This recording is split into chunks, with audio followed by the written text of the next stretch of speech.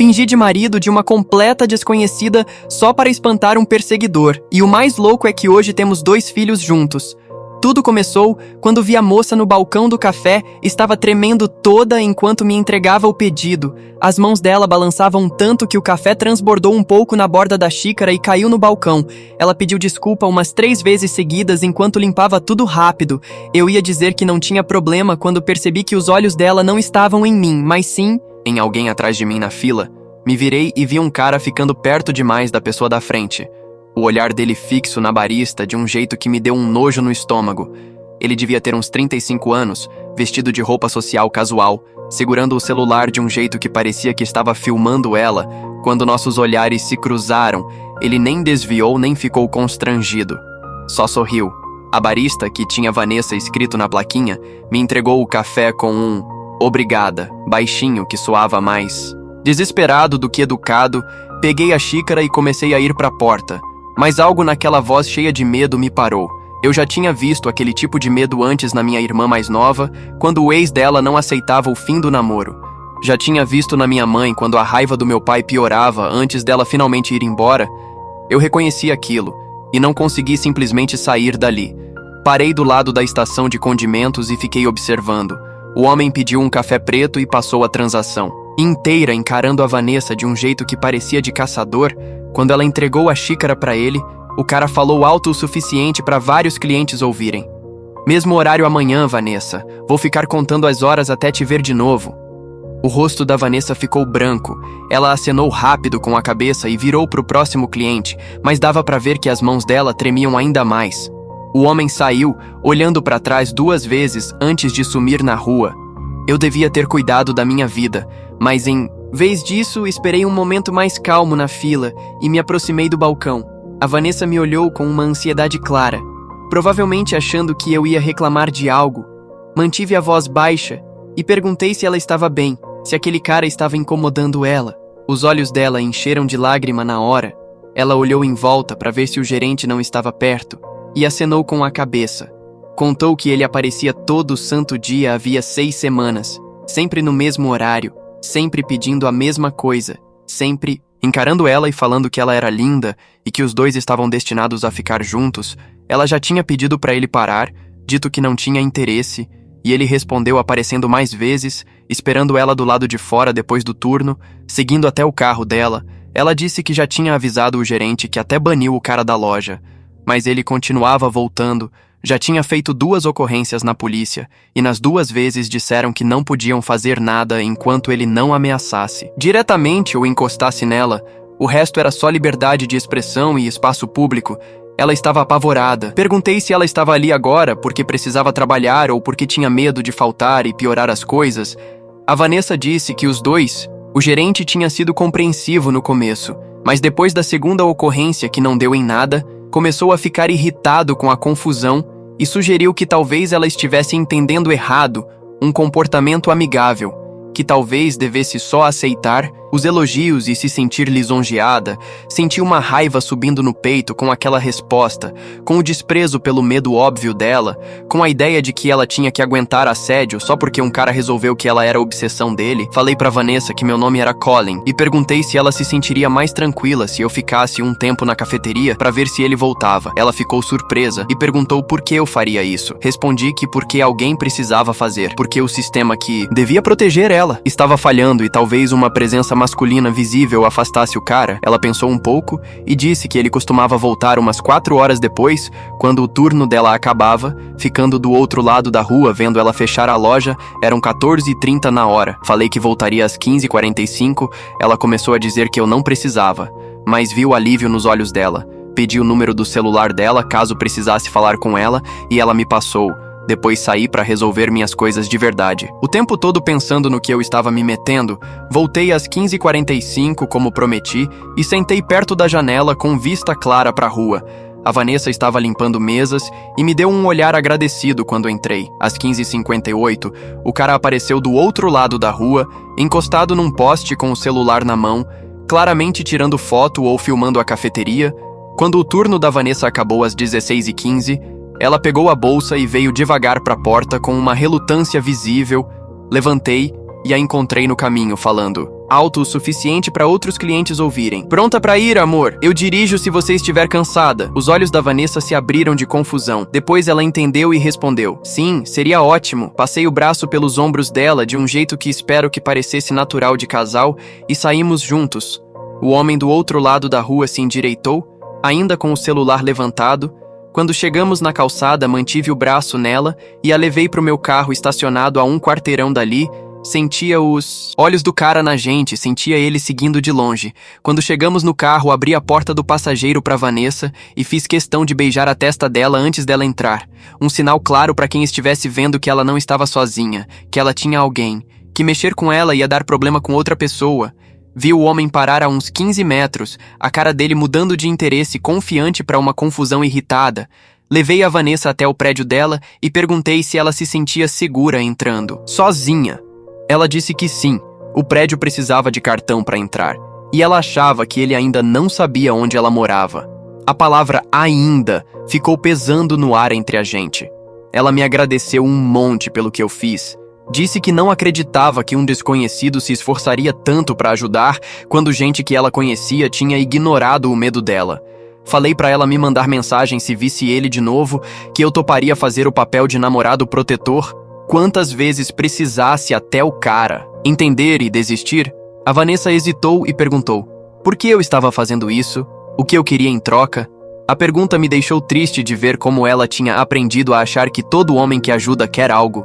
Disse que não queria nada além de ela ficar segura, que minha irmã já tinha sido perseguida por um ex, e eu sabia como era assustador, como a gente se sente impotente quando o sistema não ajuda ou não quer ajudar. A Vanessa começou a chorar no banco do passageiro. Meses de medo e tensão. Finalmente saindo, peguei lenços no porta-luvas e esperei ela se acalmar. Ela contou que o nome do cara era Derek Hollis, que ele era corretor de imóveis que um dia entrou na cafeteria e decidiu que ela era a alma gêmea dele. Só por causa de uma compra. Ela tinha pesquisado ele na internet depois que a perseguição começou e achou a página do trabalho dele, as redes sociais mostrando uma vida toda arrumadinha que parecia normal por fora. No dia seguinte, a Vanessa me mandou mensagem dizendo que o Derek tinha aparecido de novo na cafeteria durante o turno dela. Eu estava numa reunião na agência de marketing onde trabalho, mas disse que estaria lá quando ela saísse. Um colega viu eu olhando o celular o tempo todo e perguntou se estava tudo bem. Contei que uma amiga estava lidando com um perseguidor e eu estava ajudando no que podia. Minha colega, a Iris, que trabalha comigo há 3 anos, logo disse que já tinha passado por assédio parecido num emprego anterior, e a empresa não fez nada até o cara agredi-la fisicamente no estacionamento. Disse que mesmo assim o RH sugeriu que ela tinha parte da culpa por ser simpática com clientes. A história me deixou ainda mais decidido a ajudar a Vanessa. Saí do trabalho às 15h30 e cheguei na cafeteria às 16h. O Derek já estava no lugar de sempre do outro lado da rua, celular na mão. Quando a Vanessa terminou o turno, eu estava esperando dentro. Dessa vez peguei a mão dela e beijei ela na boca. Rápido, mas visível para quem estivesse olhando.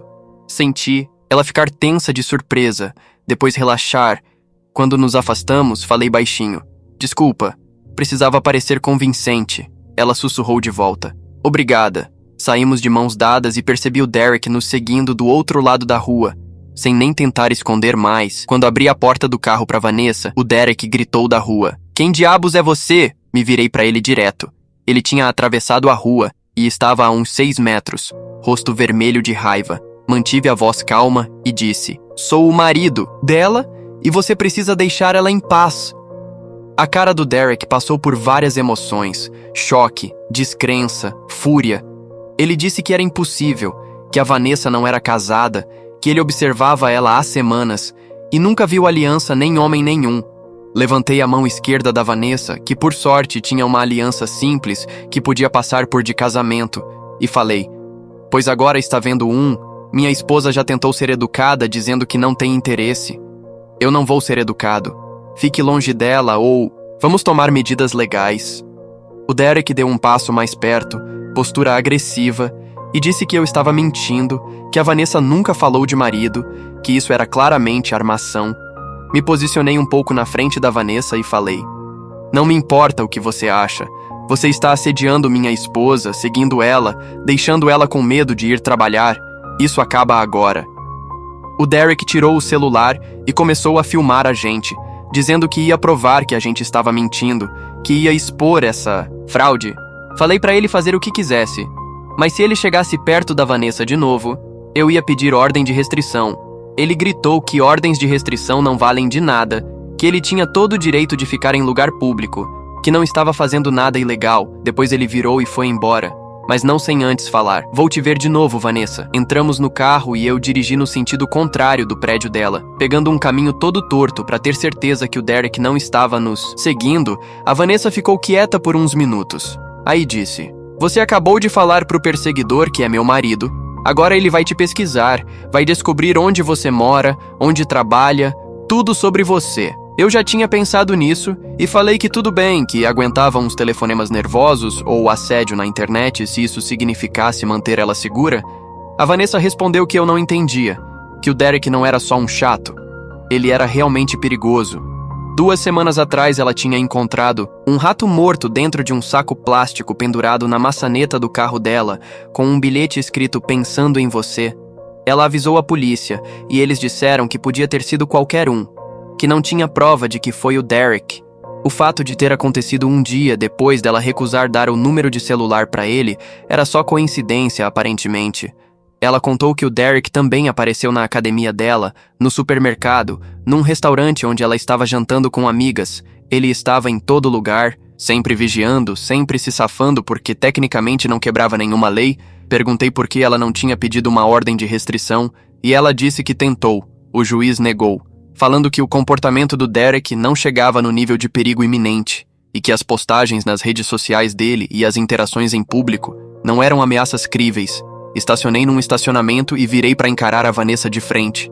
Falei que a gente precisava de um plano que fosse além de eu aparecer de vez em quando para fingir ser marido dela. O Derek claramente tinha piorado para algo além de um assédio leve, e minha presença de vez em quando não ia ser suficiente para afastar ele a longo prazo. A Vanessa parecia derrotada e disse que não existia plano que funcionasse, que ela já tinha tentado tudo: mudar horário, pedir pro gerente trocar os turnos dela, anotar cada contato, fazer boletim de ocorrência na polícia. Nada adiantava, porque o Derek era cuidadoso para ficar bem na linha do que era legal enquanto transformava a vida dela num pesadelo. Perguntei se ela não pensou em largar o emprego e se mudar, e ela disse que não tinha condições, mal conseguia pagar o aluguel como estava, achar outro trabalho ia demorar tempo que ela não tinha. Fora que o Derek agora sabia onde ela morava, ela já tinha visto ele estacionado várias vezes na frente do prédio. Mudar não ia resolver nada, a não ser que ela saísse do estado inteiro. E mesmo assim, ele provavelmente acharia ela. Fiquei ali me sentindo impotente e puto com um sistema que protegia mais os perseguidores do que as vítimas. Aí sugeri uma coisa que até pra mim soou loucura no momento que falei. E se a gente tornasse o casamento falso real o suficiente para o Derek não conseguir ignorar? Não casar de verdade, mas criar uma vida que parecesse bem de casal, morar juntos, ser visto junto com frequência, montar uma história de que ela estava comprometida e protegida. A Vanessa me encarou esperando a piada. Quando viu que eu estava falando sério, disse que era maluquice, que eu não podia virar minha vida de cabeça para baixo por alguém que acabei de conhecer. Falei que minha vida não era tão complicada assim para virar. Eu tinha 32 anos, solteiro, morava sozinho num apartamento de 2 quartos porque pensei que ia precisar do espaço extra para home office, mas nunca usei de verdade. Meu trabalho era flexível, com opção de remoto. Não tinha namorada nem rolo que complicasse fingir ser casado. Quanto mais eu falava, mais parecia fazer sentido de um jeito esquisito, mas lógico. O Derek era um predador que tinha fixado na Vanessa porque via ela como vulnerável e sozinha. Tirar essa vulnerabilidade, deixando ela visivelmente acompanhada e protegida, talvez fosse o bastante para ele perder o interesse e partir para uma presa mais fácil. Era horrível pensar que a gente basicamente estaria redirecionando a energia de perseguição dele para outra mulher sem suspeita. Mas minha prioridade era manter a Vanessa segura. Ela podia pensar nas implicações morais depois, quando não estivesse vivendo com medo o tempo todo. A Vanessa disse que não podia me pedir isso, que era demais, muito invasivo, muito arriscado. Falei que ela não estava pedindo, eu estava oferecendo. Ela começou a chorar de novo e disse que não entendia por que eu me importava tanto com uma desconhecida.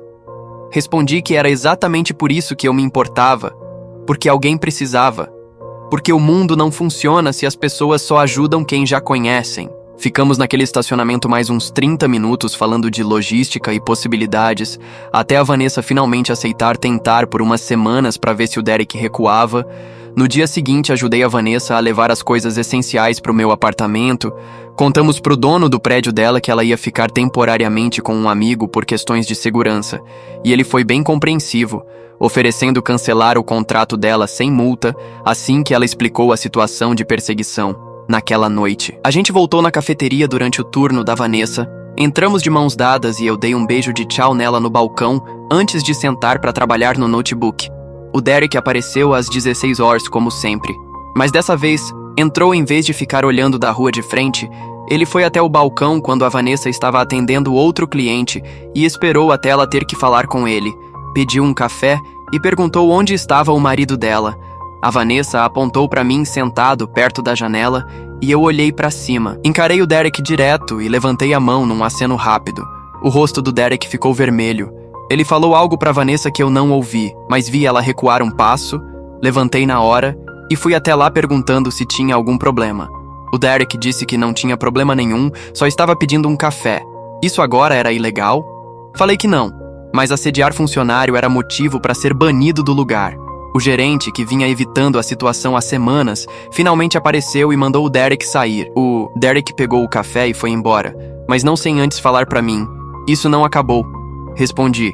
Acabou sim. Nas 2 semanas seguintes, o comportamento do Derek piorou de jeitos preocupantes. Ele começou a aparecer nos lugares que a Vanessa e eu íamos juntos, no supermercado, na academia que eu incluí ela na minha assinatura, num cinema onde fomos num falso encontro para manter a aparência de relacionamento de verdade.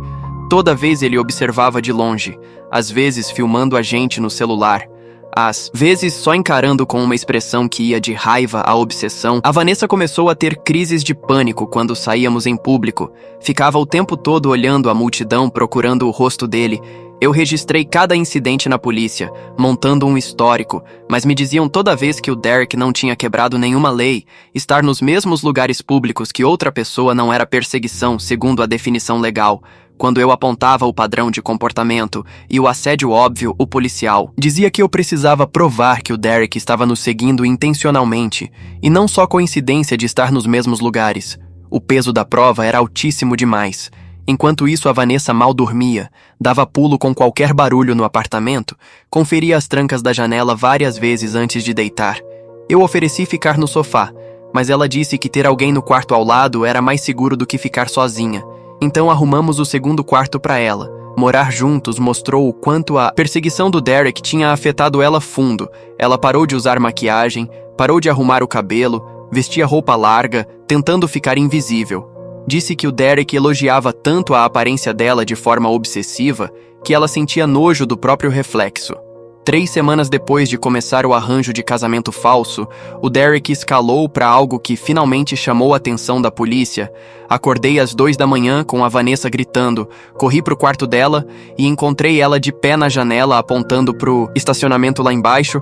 O Derek estava lá parado do lado do meu carro pintando algo com spray na lateral do motorista. Liguei pro 190 na hora, enquanto puxava a Vanessa para longe da janela. A polícia chegou em minutos e quando eles apareceram, o Derek já tinha sumido. Mas a mensagem que ele tinha deixado estava bem visível. Ele tinha pintado a palavra mentiroso na porta do meu carro e furado 2 pneus meus. Os policiais que chegaram finalmente pareceram levar a situação a sério, principalmente quando mostrei as 2 semanas de registros que eu tinha juntado, fotos do Derek nos seguindo, prints das postagens nas redes sociais dele que falavam da Vanessa de um jeito disfarçado, uma linha do tempo de cada incidente. Eles disseram que vandalismo e dano à propriedade eram crimes que podiam agir em cima e que iam pedir mandado de prisão pro Derek.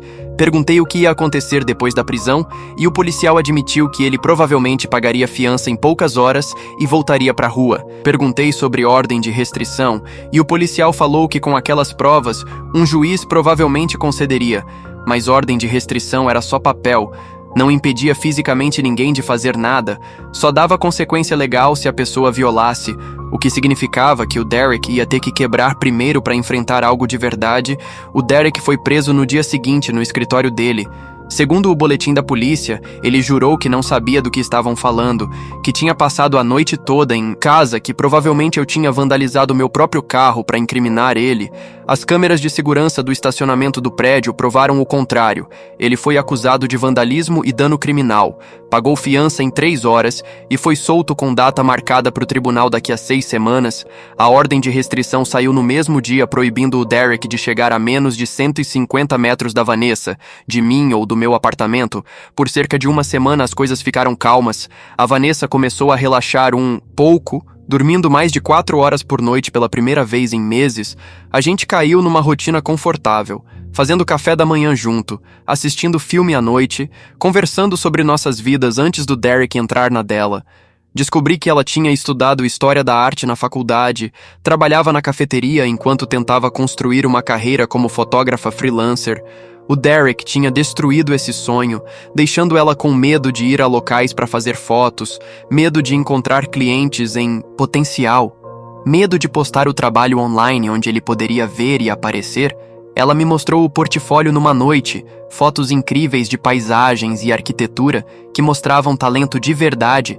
Perguntei por que ela não tentava voltar, agora que o Derek era obrigado por lei a ficar longe. Ela disse que não confiava na ordem de restrição. Não confiava que o Derek ia respeitar a lei quando já tinha provado que não ligava para limites nem consequências. O instinto dela estava certo. 2 semanas depois da ordem sair, a Vanessa recebeu um pacote no meu apartamento. A gente não fazia ideia de como o Derek conseguiu o endereço, já que não estava listado em lugar nenhum no nome dela.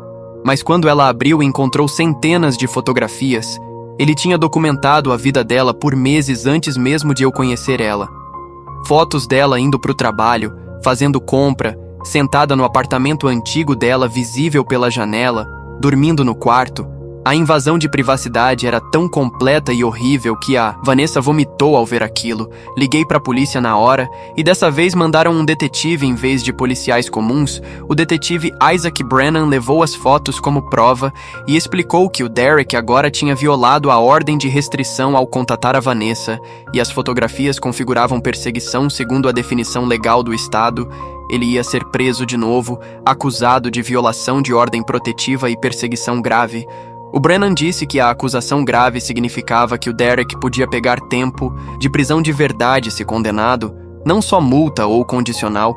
Ele também falou para eu me preparar para o Derek piorar ainda mais. Na experiência dele, perseguidores que chegavam nesse nível de obsessão não paravam só por causa de consequência legal, ficavam mais desesperados e mais perigosos. Sugeriu que a Vanessa pensasse em se mudar de vez, talvez ficar com família em outro estado até o julgamento acabar, e o Derek estar atrás das grades. A Vanessa disse que não tinha família para ficar. Os pais dela morreram num acidente de carro 4 anos atrás, e ela era filha única. O Derek foi preso de novo, mas dessa vez não pagou fiança logo. O advogado dele pediu que ficasse preso até o julgamento por causa da violação da ordem e do comportamento que só piorava. O promotor concordou, e o Derek ficou detido sem fiança. O alívio que a Vanessa sentiu foi visível e imediato. Ela começou a dormir a noite toda, parou de checar as trancas da janela o tempo todo, até voltou a sorrir. Comemoramos com um jantar, num restaurante que nenhum de nós conhecia, num lugar que o Derek não tinha nenhuma ligação. Durante o jantar, a Vanessa falou algo que me pegou de surpresa. Disse que se sentia culpada por estar feliz, culpada porque precisou me arrastar pro pesadelo dela para alguém levar a perseguição a sério. Culpada porque eu sacrifiquei meses da minha vida para proteger alguém que mal conhecia. Falei que ela não tinha nada para se culpar, que o comportamento do Derek não era culpa dela, que o sistema falhar em proteger ela não era culpa dela, que precisar de ajuda não a tornava fraca nem um peso. Ela esticou a mão pela mesa e pegou a minha. E percebi que o toque agora parecia natural, não mais fingido. A gente estava fingindo ser casado há quase 2 meses, morando junto, construindo uma vida que parecia real de fora. Em algum momento começou a parecer real por dentro também. Não falei isso em voz alta, não queria complicar uma situação já complicada, mas vi algo na expressão da Vanessa que sugeria que talvez ela sentisse o mesmo. A audiência preliminar foi marcada para 6 semanas depois. A promotora, uma mulher chamada Alana Irving, se encontrou com a gente antes para preparar a Vanessa para o depoimento. Ela explicou que a defesa do Derek provavelmente ia argumentar que o comportamento dele, apesar de inadequado, não chegava no nível legal de perseguição porque nunca fez ameaça explícita de violência. As fotografias podiam ser explicadas como hobby de fotografia, o seguir podia ser coincidência. Até o vandalismo podia ser mostrado como um deslize único por problema mental e não intimidação calculada. A Irving disse que a parte mais forte do caso era o padrão de comportamento documentado por meses e a obsessão clara nas fotos. Falou que a Vanessa ia precisar depor sobre o medo dela, sobre como as ações do Derek afetaram a vida dela, sobre por que ela precisou entrar num casamento falso com um estranho só para se sentir segura, quando a Irving falou "casamento falso a Vanessa", e eu trocamos um olhar. O casamento era falso, mas o relacionamento tinha parado de ser falso em algum momento no caminho. A gente só não tinha admitido ainda. Depois da reunião, eu levei a Vanessa para casa, o apartamento que agora era a casa dos dois. Ela ficou quieta no caminho, processando o que o julgamento ia exigir dela. Quando chegamos, ela sentou no sofá e disse que não sabia se conseguia depor, se conseguia sentar numa sala de tribunal e descrever o terror dela enquanto o Derek ficava lá olhando. Sentei do lado dela e falei que ela não precisava fazer nada que não estivesse pronta, mas que eu estaria com ela se decidisse ir em frente. Ela se encostou em mim e eu passei o braço pelos ombros dela. Ficamos ali um tempo até ela falar: "Isso não é mais fingimento, né?" Respondi que não era. Começamos a namorar de verdade nas semanas antes do julgamento, o que era surreal considerando que já vivíamos como casal casado há meses. Nosso primeiro encontro de verdade foi numa galeria de arte com exposição, de fotografia de paisagem. A Vanessa falou de composição e iluminação com uma animação que eu não via nela antes. A paixão que o Derek tentou destruir voltando aos poucos. Depois fomos tomar café, não na loja onde ela trabalhava antes. Ela tinha pedido demissão depois da prisão do Derek, mas num lugar diferente, do outro lado da cidade. Ela me contou da infância dela, crescendo em Oregon com pais que incentivavam a criatividade dela, se mudando para a cidade, para a faculdade e ficando porque amava a energia urbana. Perguntou da minha vida e contei sobre crescer em Illinois, estudar marketing porque parecia prático, subir na empresa, mas nunca me sentir muito apaixonado por aquilo. Eu vivia no piloto automático há anos e ajudar a Vanessa me deu um senso de propósito que nem sabia que estava faltando. Ela disse que eu tinha dado muito mais que propósito para ela. Tinha devolvido a vida dela. Ela me beijou ali na cafeteria e foi completamente diferente dos beijos fingidos que a gente deu para convencer o Derek. Esse era real e desejado, e dos dois lados, quando chegamos em casa naquela noite, ela não foi pro quarto dela. Ficamos acordados, conversando até 3 da manhã, nos conhecendo de jeitos que não tivemos tempo antes, quando só estávamos tentando sobreviver ao assédio do Derek. O julgamento aconteceu 3 meses depois da primeira prisão do Derek por vandalismo. Ele ficou detido sem fiança o tempo todo, o que a promotora disse que era raro, mas mostrava a preocupação do juiz com o comportamento que só escalava. O Derek tinha emagrecido na cadeia, parecia menor e menos ameaçador, o que o advogado de defesa claramente usava como estratégia. O advogado argumentou que o Derek era um cara socialmente desajeitado, que leu errado os sinais e desenvolveu uma fixação ruim, mas nunca quis machucar ninguém. Mostrou o vandalismo como um grito de ajuda de alguém com problema mental, e não um ato calculado de intimidação. Chamou a mãe do Derek para depor, e ela chorou no tribunal, descrevendo a história de isolamento social e rejeição do filho, pintando ele como vítima e não como culpado. Depois foi a vez da Vanessa depor. Eu assisti da plateia enquanto ela ia pro banco das testemunhas com as mãos tremendo, mas a voz firme. Ela descreveu 6 meses de assédio que só piorava, o medo que tomou conta da vida dela, a incapacidade de dormir ou comer ou trabalhar sem ficar olhando pros lados o tempo todo.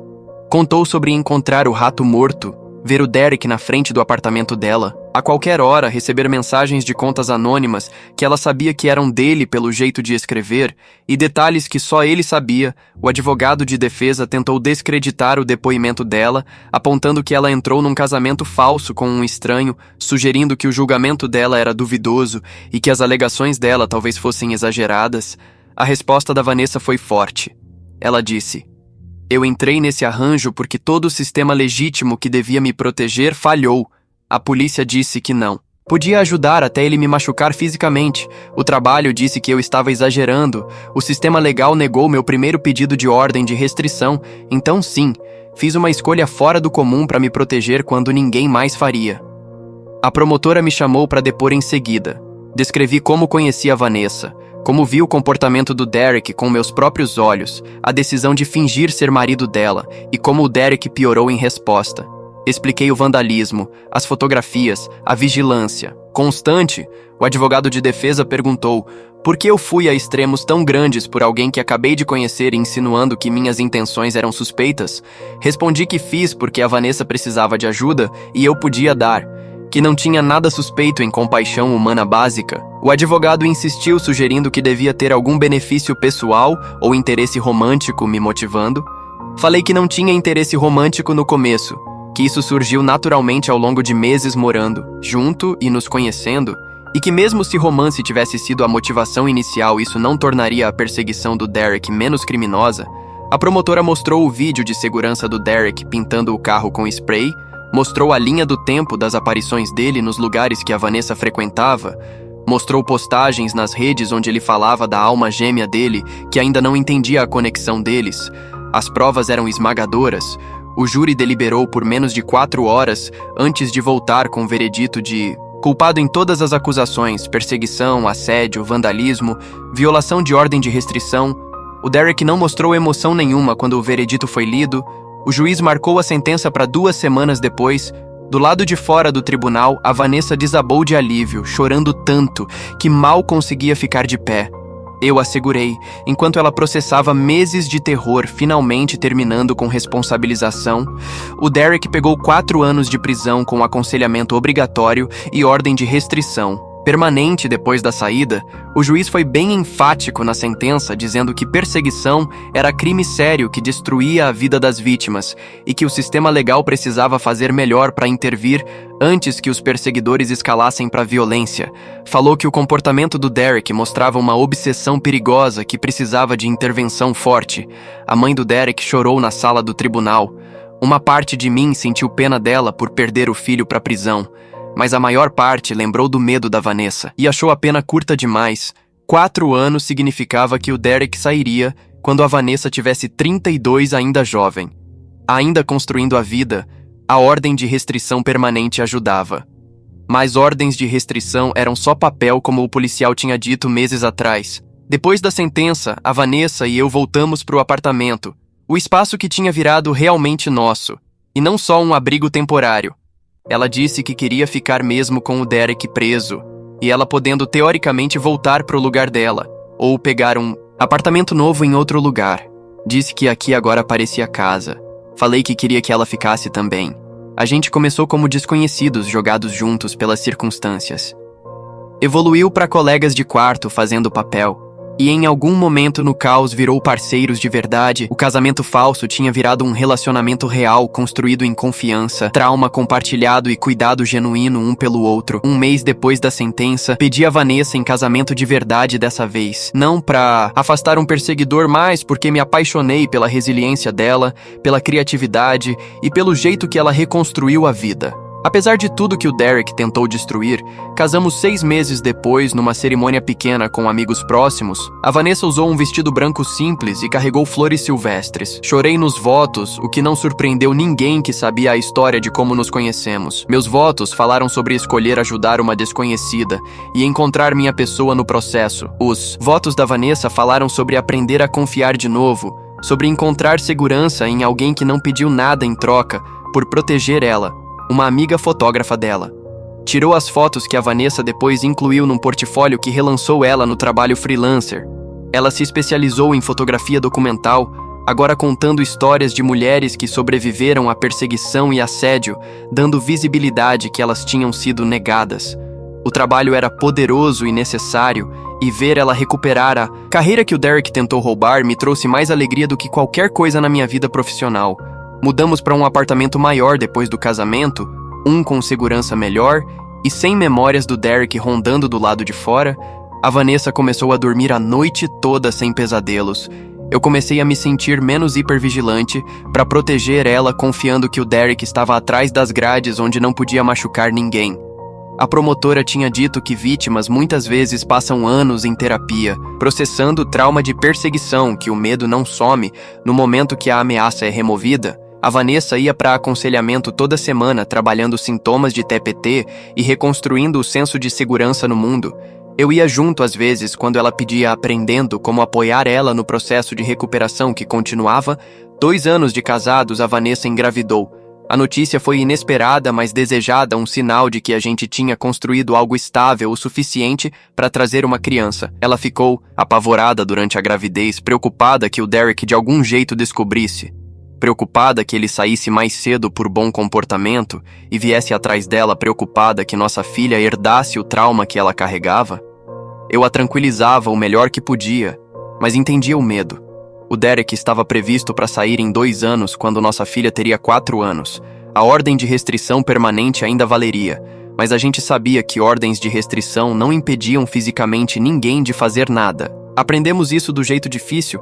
Nossa filha nasceu numa manhã de quarta em abril. Chamamos ela de Riley e ela era perfeita, saudável e completamente alheia à violência que veio antes dela existir. A Vanessa segurou ela no hospital e chorou, dizendo que nunca pensou que se sentiria segura o suficiente para virar mãe, depois de tudo o que aconteceu com o Derek. Beijei as duas e prometi que passaria o resto da vida garantindo que elas se sentissem seguras.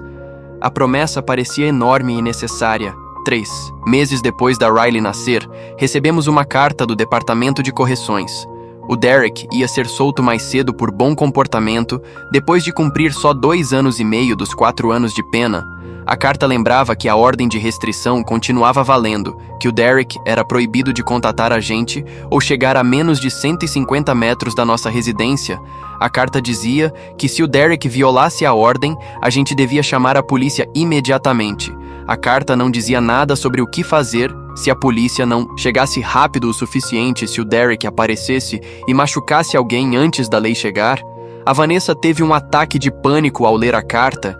A gente tinha construído uma vida nos 2 anos e meio desde o começo da prisão do Derek, acreditando que estávamos seguros, que a ameaça tinha ficado para trás. A soltura antecipada quebrou essa ilusão. Liguei para o detetive Brennan, que mantinha contato de vez em quando, e ele disse que soltura precoce era comum para criminosos não violentos que mostravam bom comportamento na prisão. Disse que o Derek completou programas de controle de raiva e aconselhamento, tinha sido preso modelo. Tinha todo o incentivo para se comportar para manter a soltura precoce. O Brennan também disse que pessoalmente falou com o Derek antes da saída e lembrou das consequências legais de violar a ordem de restrição. Deixou claro que qualquer contato com a Vanessa resultaria em prisão imediata e volta para a cadeia. Perguntei se isso era suficiente e o Brennan disse honestamente que não sabia. Alguns perseguidores seguem em frente depois da prisão realmente reabilitados, ou pelo menos dissuadidos pelas consequências. Outros ficam mais obcecados, mais perigosos, mais determinados a recuperar o que acham que é deles. Teríamos que esperar para ver em qual categoria o Derek caía. A espera foi um sofrimento. A Vanessa mal dormia de novo. Voltou a checar trancas várias vezes. Dava pulo com qualquer barulho. A Riley era nova demais para entender por que a mãe dela de repente estava tão ansiosa, mas sentia a tensão e ficava irritada e difícil de acalmar. Eu trabalhava mais de casa, não querendo deixar a Vanessa sozinha com o bebê. Contratei uma empresa de segurança para instalar câmeras na entrada do prédio e no estacionamento. 4 meses depois da soltura do Derek, ele violou a ordem de restrição. Apareceu num parque onde a Vanessa estava fotografando retratos de família para uma cliente. Ela estava focada no trabalho. Não notou ele até ele estar a uns 6 metros olhando. Ela ligou pra polícia na hora, depois ligou pra mim, a voz tremendo tanto que mal dava pra entender. Saí do trabalho imediatamente e cheguei no parque em minutos. O Derek ainda estava lá sentado num banco, sem fazer menção de se aproximar, mas claramente visível e claramente violando a ordem do tribunal. A polícia chegou logo depois de mim e prendeu ele sem incidente. Ele foi quieto, alegando que só estava no parque para passear e não fazia ideia que a Vanessa estaria lá. O parque ficava a 24 quilômetros do apartamento dele, e bem do lado da creche da Riley, onde a Vanessa ia pegar ela mais tarde naquela tarde. A proximidade não era coincidência. O Derek estava rastreando a rotina dela de novo, descobrindo os padrões, esperando uma oportunidade. Dessa vez, o sistema de justiça agiu mais rápido. A soltura precoce do Derek foi revogada, e ele pegou mais 3 anos por violar a ordem de restrição. O juiz disse claramente que a prisão não tinha reabilitado o comportamento obsessivo do Derek e que encarceramento mais longo com tratamento psicológico intenso era necessário. O advogado do Derek argumentou que o cliente dele tinha problemas de saúde mental que precisavam de tratamento e não de prisão. Mas o juiz não se comoveu. O Derek já tinha recebido chances, já tinha feito aconselhamento, já tinha assinado documentos reconhecendo a ordem de restrição. E mesmo assim escolheu violar. A sentença ficou mantida. A Vanessa chorou na sala do tribunal de novo, mas dessa vez as lágrimas eram raiva misturada com alívio. Ela me disse depois que estava cansada do Derek ditar o estado emocional dela, cansada de viver com medo, cansada de comemorar a prisão dele como vitória quando nunca devia ter precisado lutar essa batalha desde o início.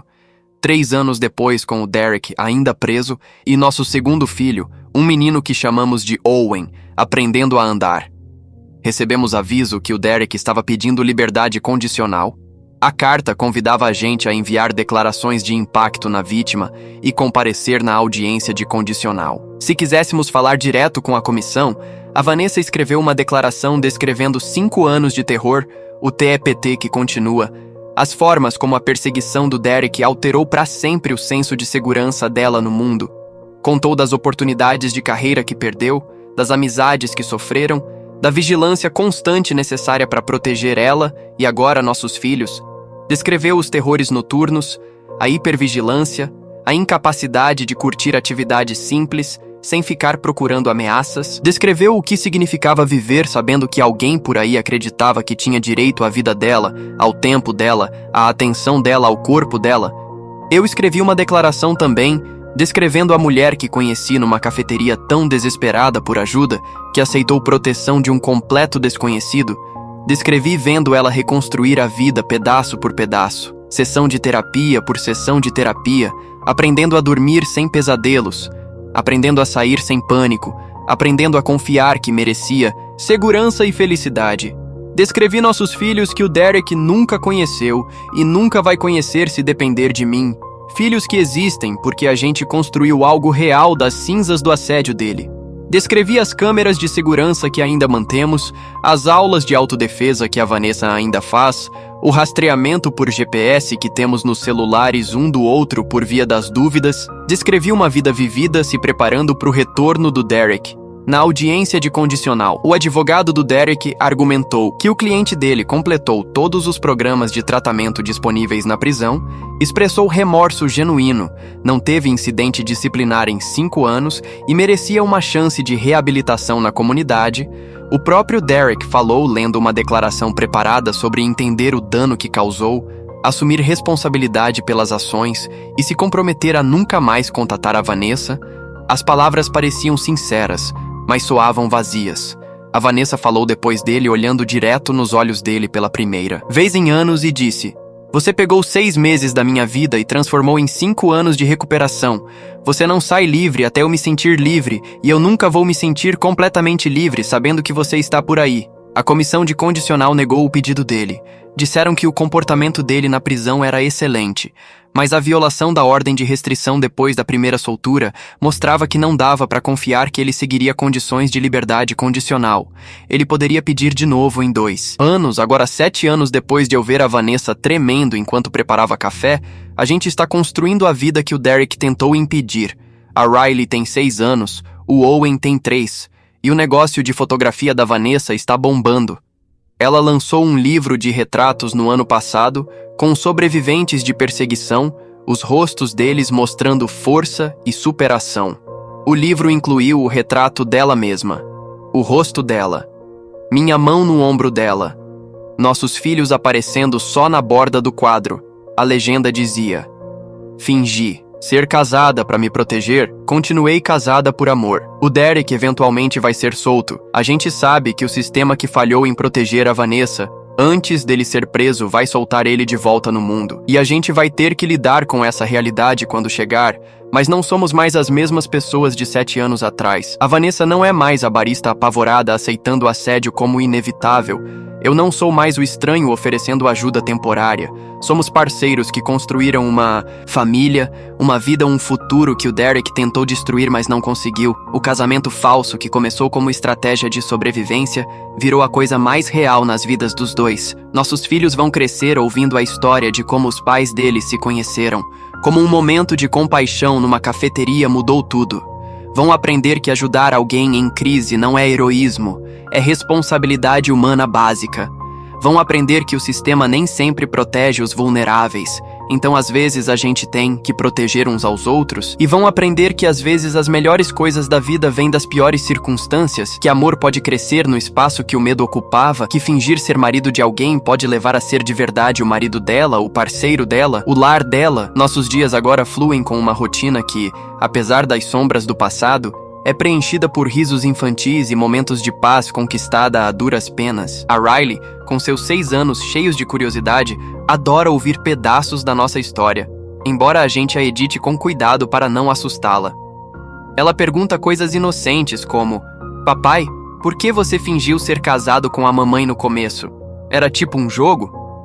E eu respondo com um sorriso, dizendo que era um jogo muito importante para proteger alguém especial, e que às vezes os jogos viram realidade. O Owen, aos 3 anos, ainda é pequeno demais para entender, mas ele sente a energia da casa. Uma mistura de amor protetor e vigilância sutil. Ele corre pelo apartamento maior que compramos depois do nascimento dele. Um lugar com jardim pequeno e cercas altas, escolhido não só pela beleza, mas pela segurança que oferece. As câmeras ainda estão lá, piscando discretamente nos cantos, um lembrete silencioso de que o mundo lá fora nem sempre é gentil. 7 anos se passaram desde aquele dia fatídico na cafeteria, e a vida seguiu em frente. Mas o Derek ainda paira como uma nuvem distante no horizonte. Ele continua preso, cumprindo o resto da pena estendida após a violação da condicional, mas sabemos que o dia da soltura dele se aproxima. A Comissão de Liberdade Condicional negou o pedido dele pela 2ª vez no ano passado, citando o histórico de obsessão e o risco contínuo para as vítimas. Mas prisões não são eternas, e o sistema, como sempre, prioriza a reabilitação sobre a proteção absoluta. Recebemos atualizações periódicas do detetive Brennan, que se aposentou recentemente, mas ainda mantém contato por amizade e senso de dever. Ele nos avisa sobre qualquer mudança no status do Derek, e em nossa última conversa, ele mencionou que o Derek tem se envolvido em grupos de terapia na prisão, falando abertamente sobre erros do passado em sessões coletivas. "Ele parece mudado", disse Brennan com uma voz cautelosa. "Mas eu vi isso antes. Alguns mudam de verdade. Outros só aprendem a fingir melhor." A Vanessa lida com isso da melhor forma possível. Seu negócio de fotografia floresceu além do que imaginávamos. Depois do livro Sombras e Luz, Retratos de Sobreviventes, que se tornou um sucesso modesto em círculos de advocacy contra a violência doméstica e perseguição, ela foi convidada para palestras em universidades e conferências. Ela viaja ocasionalmente, sempre com precauções. Apps de localização compartilhada, hotéis com segurança reforçada e eu ou uma babá de confiança cuidando das crianças. Em uma dessas viagens para uma convenção em Chicago, ela me ligou à noite, a voz tremendo levemente. "Vi um homem no auditório que me lembrou dele", confessou. Não era o Derek, claro, mas o olhar, aquele olhar fixo. Meu coração acelerou tanto que precisei sair da sala. Eu a acalmei do outro lado da linha, lembrando-a de que ela não está mais sozinha, que o medo é um eco do passado, não uma profecia do futuro. Mas entendo, o trauma não desaparece. Ele se esconde em cantos inesperados, esperando um gatilho para emergir. Enquanto isso, minha carreira no marketing evoluiu. Deixei a agência onde trabalhava há anos e abri minha própria consultoria freelance, focada em campanhas para ONGs e causas sociais. Ajudo organizações que combatem assédio e violência contra mulheres a criar estratégias de visibilidade online, usando minha experiência pessoal para infundir autenticidade nas mensagens. É gratificante ver o impacto. campanhas que levantam fundos para abrigos, petições que pressionam por leis mais rígidas contra a perseguição cibernética. Em uma delas, trabalhei com uma equipe que lobiou por mudanças na legislação estadual, exigindo que ordens de restrição incluíssem monitoramento eletrônico para violadores reincidentes. A Vanessa contribuiu com fotos para o material, capturando expressões de determinação em rostos de sobreviventes. Juntos, transformamos nossa dor em algo maior, uma força para a mudança. Mas a vida familiar é onde o verdadeiro milagre acontece. Os fins de semana são sagrados. Piqueniques no parque, sempre o mesmo, com rotas conhecidas e saídas de emergência mapeadas na mente.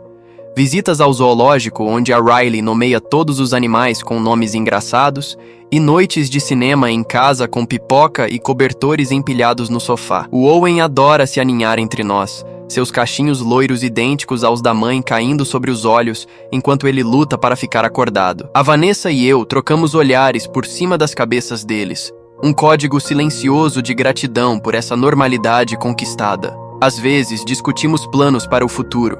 Talvez uma casa no subúrbio, com quintal para as crianças brincarem, ou viagens em família para lugares que a Vanessa sonhava fotografar antes do Derek roubar sua confiança. No entanto, nem tudo é idílico. Há noites em que a Vanessa acorda suando frio, sonhando com sombras na janela ou passos ecoando no corredor. Eu a abraço até o tremor passar, sussurrando promessas de proteção.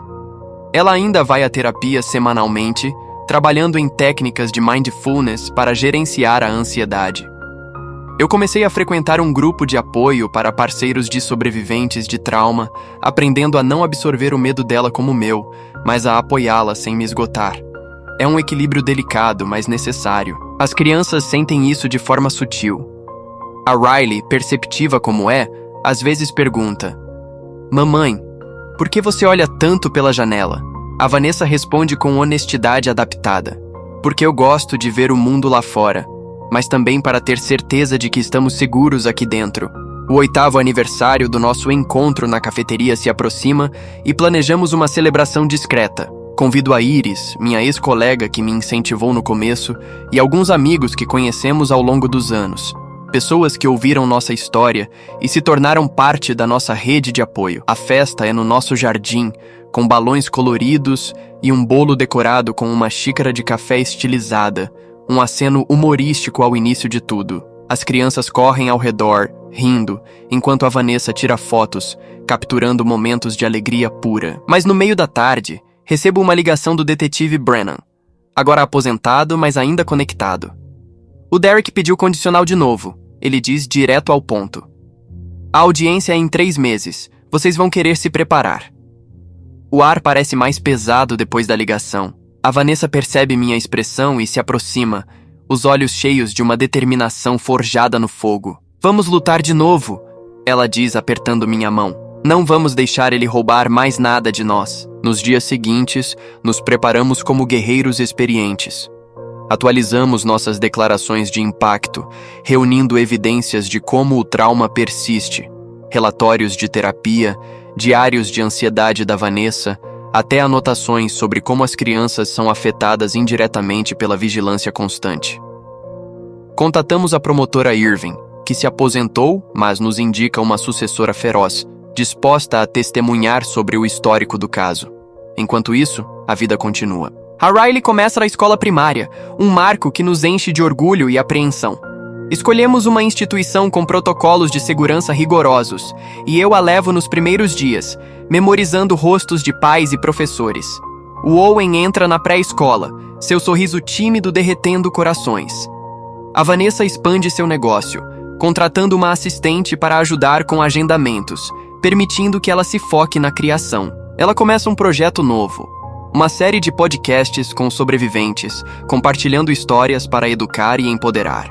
Eu contribuo com edições de áudio, transformando nossas noites em sessões colaborativas após as crianças dormirem. Mas o medo ressurge com a proximidade da audiência. Sonhos ruins se intensificam para a Vanessa. Ela acorda gritando nomes que não pronuncia há anos. Eu a convenço a aumentar as sessões de terapia e juntos exploramos opções mais radicais, Talvez uma mudança para outro estado, onde o Derek teria menos chance de nos encontrar. Discutimos Oregon, terra natal dela, com suas florestas e costas que inspiram suas fotos. Poderia ser um recomeço, eu sugiro, imaginando uma casa com vista para o mar, longe das memórias urbanas. Mas a Vanessa hesita. Não quero fugir de novo. Quero que ele seja o prisioneiro, não eu. A audiência chega como uma tempestade anunciada. Viajamos para a prisão, deixando as crianças com a Iris, que se tornou como uma tia para elas. No salão frio e impessoal, enfrentamos o Derek pela primeira vez em anos.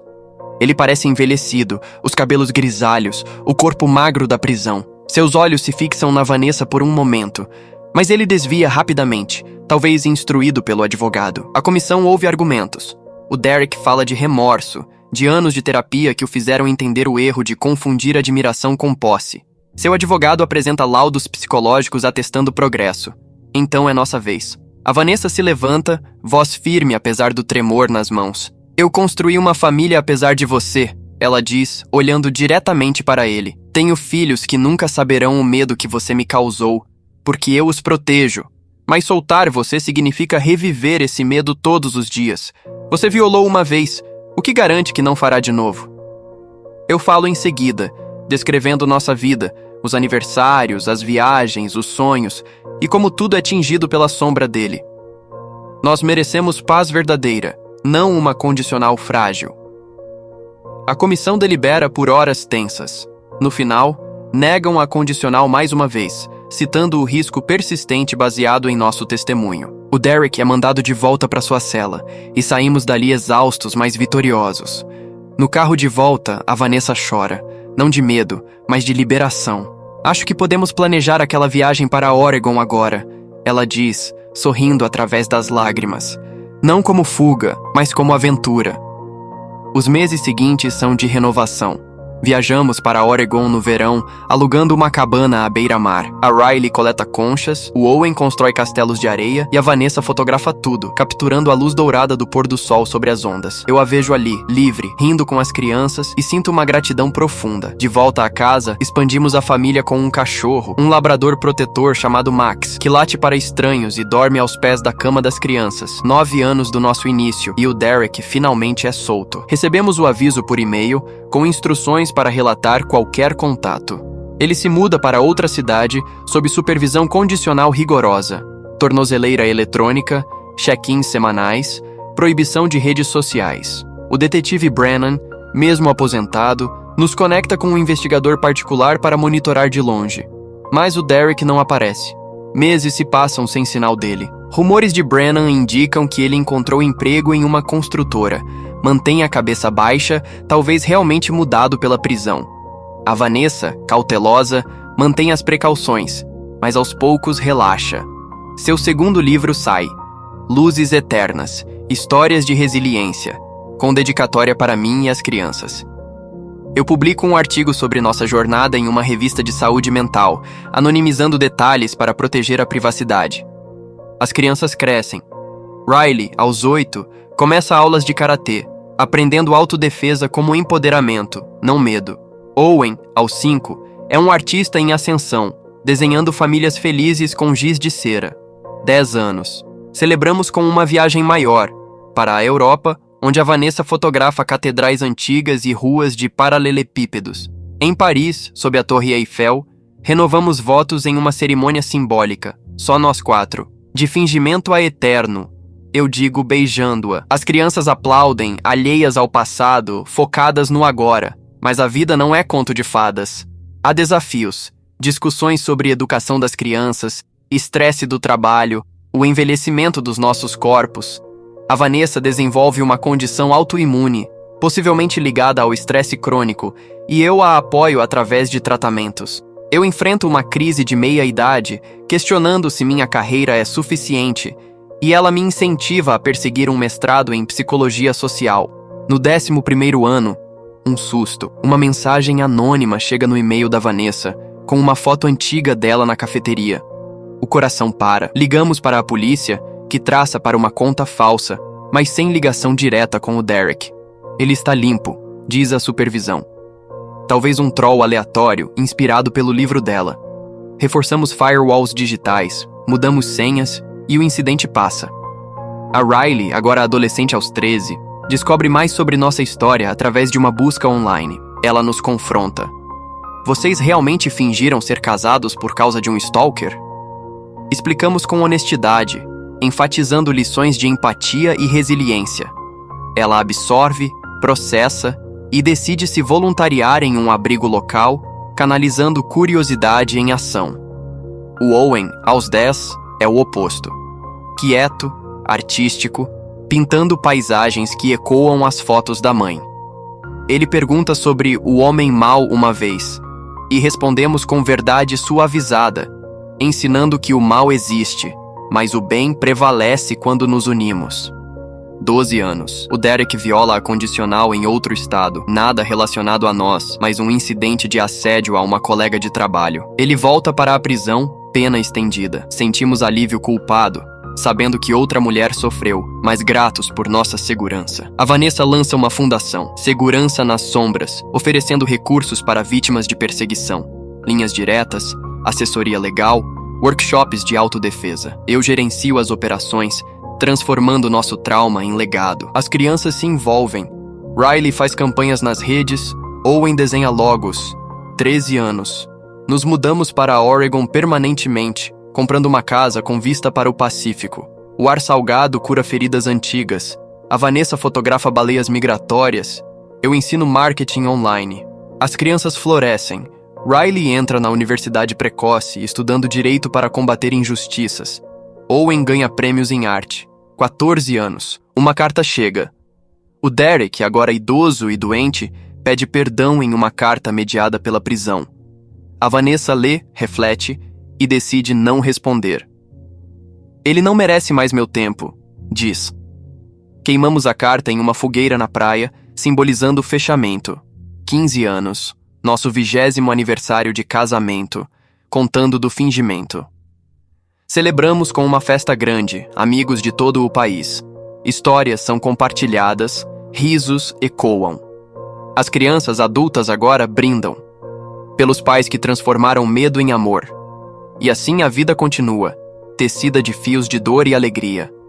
O que começou como um ato de compaixão em uma cafeteria se tornou uma saga de resiliência, amor e legado.